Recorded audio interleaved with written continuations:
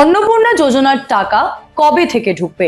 নমস্কার, কলকাতা টিভির পর্দায় আপনাদের সকলকে স্বাগত। সঙ্গে রয়েছি আমি আয়ুষী। অন্নপূর্ণা যোজনা শুরু হয়েছে 1 জুন থেকে। জুন এবং জুলাই 2 মাসে বহু মহিলারা অন্নপূর্ণা যোজনার টাকা ইতিমধ্যেই পেয়েছিলেন। তবে অন্নপূর্ণা যোজনা নিয়ে বিতর্কের কিন্তু শেষ নেই, কারণ বহু মহিলা যারা নিজেদেরকে যোগ্য উপভোক্তা বলে দাবি করছেন, তারা বহু মহিলারা অন্নপূর্ণা যোজনার টাকা জুন বা জুলাই কোনো মাসেই পাননি। ফলে তারা আবার নতুন করে আবেদন করেছিলেন এবং নতুন করে আবেদন করার পরেও অ্যাপ্লিকেশন স্টেটাস সহ আবেদন খারিজ হবে না অনুমোদিত হবে, সব নিয়েই অন্নপূর্ণা যোজনা নিয়ে বেশ কিছুদিন ধরে জল্পনা চলছিল। এই আবহেই রাজ্যের মুখ্যমন্ত্রী শুভেন্দু অধিকারী আগেও জানিয়েছিলেন, বাম এবং তৃণমূলকালীন যেসব প্রকল্প চলমান ছিল, বিজেপি সরকার আসার পরেও সে সমস্ত প্রকল্প কিন্তু চলবে। নাম বদলে যেতে পারে, ভাতার পরিমাণ কমতে বাড়তে পারে, তবে কোনো ভাতা কিন্তু বন্ধ হবে না। আমরা আগেও দেখেছি যুব সাথী বদলে যুব শক্তি এসছে, লক্ষ্মী ভাণ্ডার বদলে অন্নপূর্ণা ভাণ্ডার এসছে। তবে এই অন্নপূর্ণা ভাণ্ডারের তৃতীয় কিস্তির টাকা অর্থাৎ আগস্ট মাসের টাকা কবে ঢুকবে সেই নিয়ে জল্পনা বেশ কিছুদিন ধরেই চলছিল।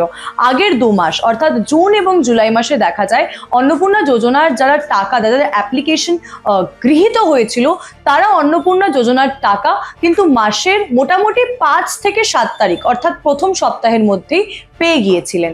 তবে অন্নপূর্ণা যোজনার টাকা তৃতীয় কিস্তির টাকা অগস্ট মাসের 3-4 তারিখ হয়ে যাওয়ার পরও যখন বহু মহিলারা পাননি, মহিলাদের মধ্যে একটা উদ্বেগ সৃষ্টি হয়, কিভাবে সেই টাকা পাবেন, আদৌ তাদের টাকা তারা পাবেন কিনা।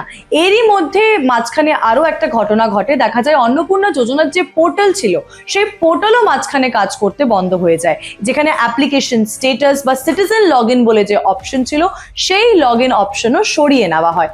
পরে অবশ্য আলাদা একটা নতুন ওয়েবসাইট তৈরি করা হয়, social security West Bengal government বলে। তবে সেই সোশ্যাল সিকিউরিটির যে নতুন ওয়েবসাইট, সেখানেও অ্যাপ্লিকেশন স্টেটাস কিন্তু চেক করতে পারছিলেন না মহিলারা। ফলে মহিলাদের মধ্যে একটা উদ্বেগ কাজ করছিল, কবে তারা অন্নপূর্ণা যোজনার তৃতীয় কিস্তির টাকা পাবেন, কবে তাদের ব্যাংক অ্যাকাউন্টে 3,000 টাকা ঢুকবে, তাদের অ্যাপ্লিকেশন গৃহীত হবে কিনা, বা যাদের অ্যাপ্লিকেশন যদি গৃহীত না হয়ে থাকে তাহলে তারা কিভাবে নতুন করে আবেদন করবেন। বহু প্রশ্ন কিন্তু মহিলাদের মনে জাগছিল, যে কারণেই নতুন একটা বৈঠক করার সিদ্ধান্ত নিয়েছিলেন মুখ্যমন্ত্রী শুভেন্দু অধিকারী। কথা মতোই 10ই আগস্ট বৈঠক করেন তিনি। সংবাদ মাধ্যমের সামনে এসে ক্রাইটেরিয়ার লিস্ট বা যোগ্যতার যে লিস্ট, সেটা নতুন করে জানিয়ে দেন কারা টাকা পাবেন, কারা টাকা পাবেন না, এবং জানিয়ে দেন 17ই আগস্টের মধ্যে যাদের আবেদন গৃহীত হয়েছে অর্থাৎ যারা যোগ্য উপভোক্তা, তাদের ব্যাংক অ্যাকাউন্টে 3,000 টাকা করে ঢুকে যাবে। তবে এতেও রয়েছে কিছু শর্ত। যারা 10ই জুলাইয়ের মধ্যে আবেদন করেছিলেন এবং তাদের আবেদন গৃহীত হয়েছে, তারাই প্রথম ধাপে অর্থাৎ 17ই আগস্টের মধ্যে টাকা পাবেন।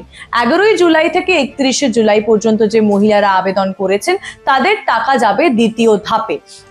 সেই নিয়ে তিনি বলেওছেন যে 17ই আগস্টের মধ্যে যদি টাকা না ঢোকে তাহলে চিন্তার কোনো কারণ নেই। আপনি যদি 11 থেকে 31শে জুলাইয়ের মধ্যে টাকা আবেদন করে থাকেন, তাহলে টাকা ঢুকতে একটু হলেও দেরি হতে পারে, কারণ 11ই জুলাই থেকে 31শে জুলাই পর্যন্ত 2 লক্ষেরও বেশি আবেদন জমা পড়েছে, যে কারণে আবেদন যাচাই করতে একটু সময় লাগতে পারে। তবে কথা মতো 17ই আগস্টে যারা 10ই জুলাই পর্যন্ত আবেদন করেছেন এবং তাদের আবেদন গৃহীত হয়েছে, তারা কিন্তু অন্নপূর্ণা যোজনার টাকা পেয়ে যাবেন বলেই জানিয়েছেন শুভেন্দু অধিকারী।